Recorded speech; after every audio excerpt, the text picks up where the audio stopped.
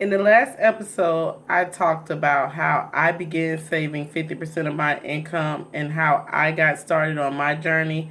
In this episode, I want to talk about how you can begin saving more of your income and eventually, if you're not there yet, begin saving 50% of your income.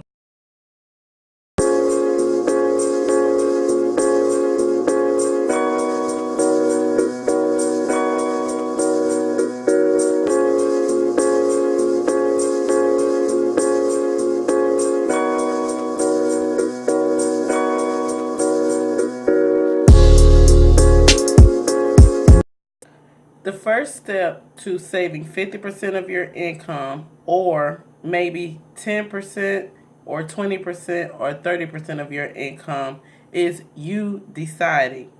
Everything that we do in life, we first did it in our minds first.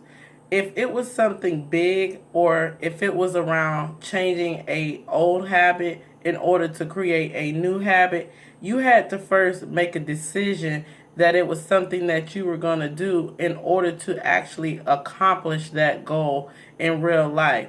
So what I mean by deciding is, one, you're going to go ahead and make a decision, whether that just be writing it down or whether that be take the necessary steps to start saving more of your money, to live off less than you make, to cut back on your unnecessary spending, and to begin to actually manage what it is that you're doing with your money and what you're spending your money on.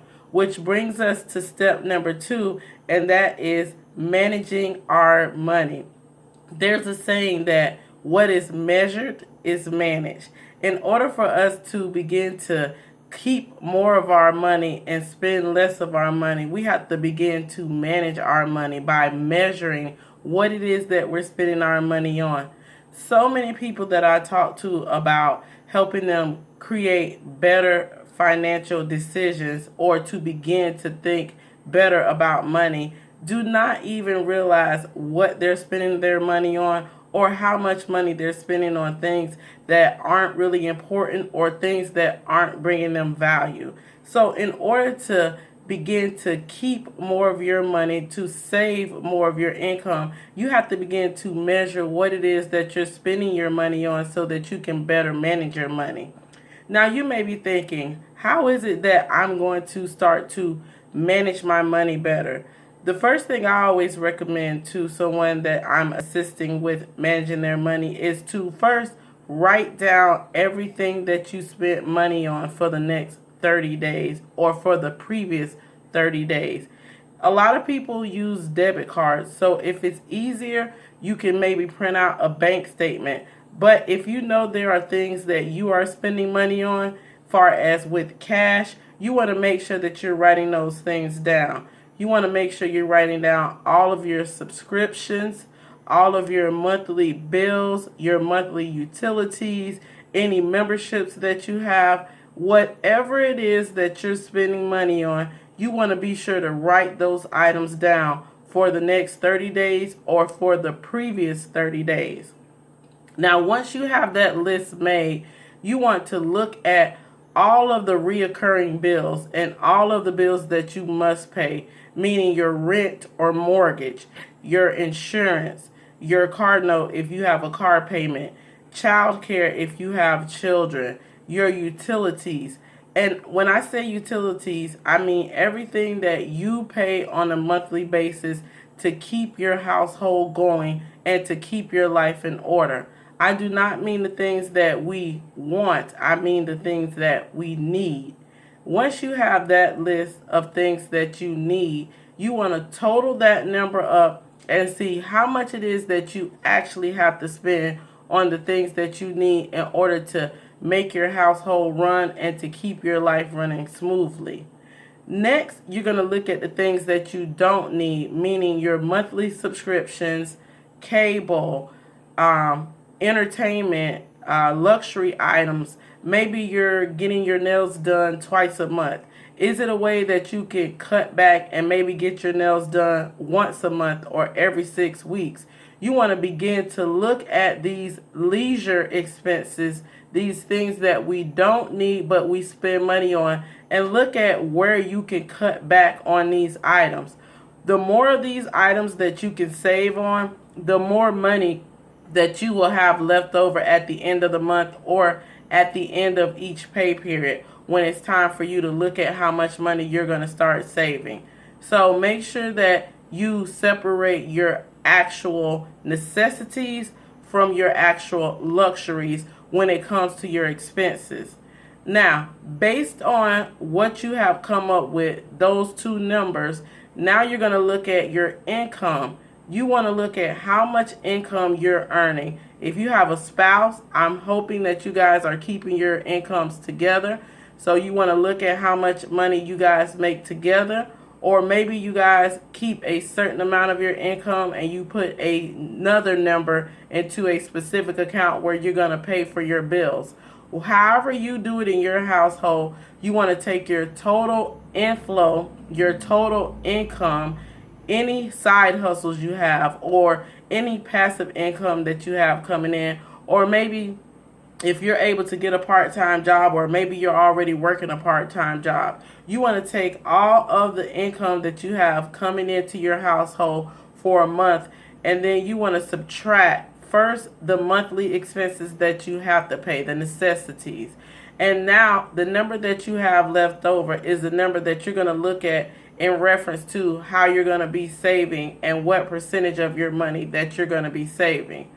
The things that you don't have to pay, you want to begin to eliminate as many of those things as you possibly can. Those things that are on that luxury list, you want to begin to eliminate as many of those items that you can, because the more of those items that you eliminate, the less money that you're spending unnecessarily on those type of things, the more money that you have to contribute to the percentage of income that you're going to be saving. So based on those numbers, what is it that you're able to save each month? Are you spending more money on things that you don't need, which is allowing you to not be able to save the income that you want? Are you being held back by spending unnecessarily because you're not managing what it is that you're spending your money on? You're not measuring what it is that you're spending your money on? That is absolutely the first step in order to begin to save more of your income. The reason that I was able to save 50% of my income, because I have been using a zero balance budget or a envelope stuffing budget for the past 3 years now. So I did not just get to the point of saving my income or saving 50% of my income overnight.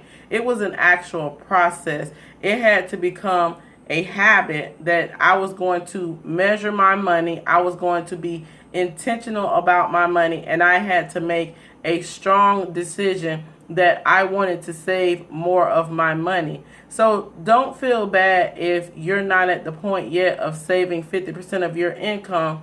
See what it is that you are able to save. See what it is that you are spending your money on, and look for every opportunity you can to cut back on the things that you're spending on so that you actually have more money to save.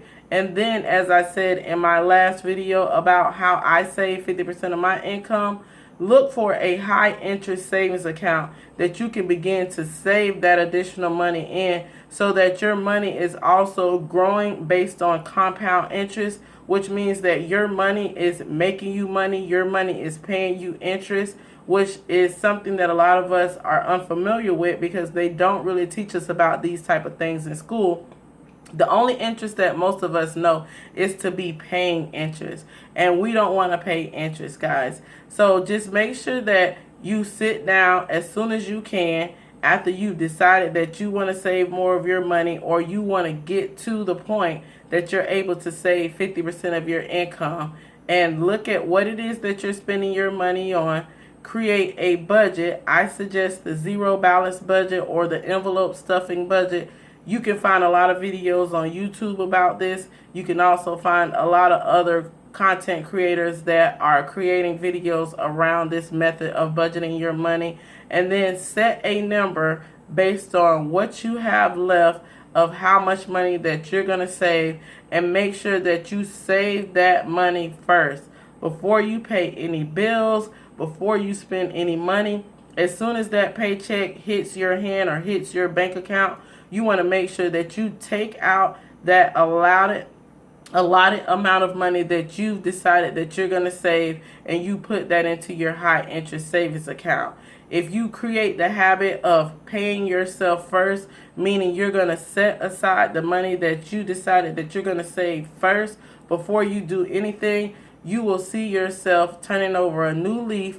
You will see your bank account begin to grow, and you will be on your way to saving 50% of your income also.